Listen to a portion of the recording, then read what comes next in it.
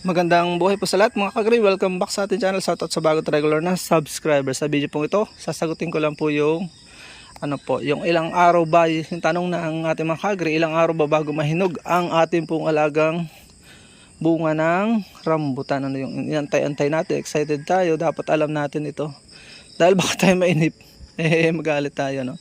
Usually po mga fruit bearing trees, almost lahat ng fruit bearing trees, mga tropical fruit trees, mangosteen, ano pa ba, durian, yung lansone, kasama po itong rambutan, same lang yung kanilang flowering season.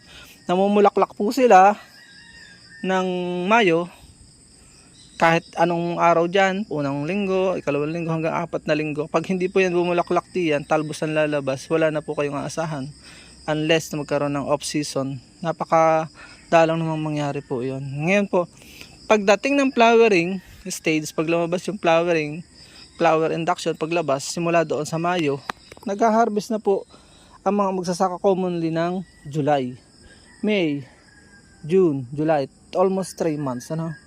Kung lumabas siya ng katapusan, nag-harvest minsan ng kalaghatian nagsisimula ng kalaghatian ng July, sapaw kung tawagin.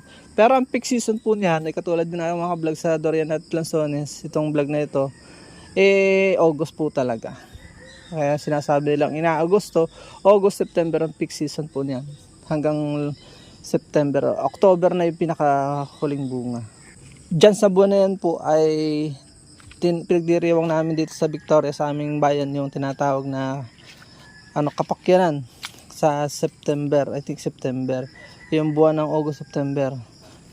Na-adjust minsan, pero yun tinatawag na buwan ng kasaganaan, pasasalamat sa Diyos ng kapakyanan. Kapakyanan means, alam ko ay kasaganaan. So, kapakyanan festival yung aming festival dito. Hindi kami nagpe-festival iba. Prutas po yan. Fruit festivals dito sa aming lalawigan. Kaya yun po. Naway nabigyan ko kayo ng idea sa video ito. At pakiusap, huwag po sana natin skip ang mga ads na 7 minutes lang naman pababa. Para lang po sa aming mga misyon sa buhay, kapartner po namin kayo. Pamimigay po natin yan dahil hindi po natin yan madadala sa kabilang buhay.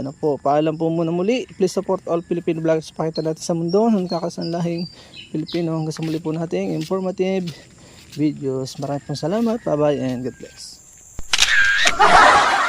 At dyan po, nagtatapos ang munti natin vlog. Nawa po kayo nag-enjoy at may natutunan kahit konti mula sa inyong lingkod.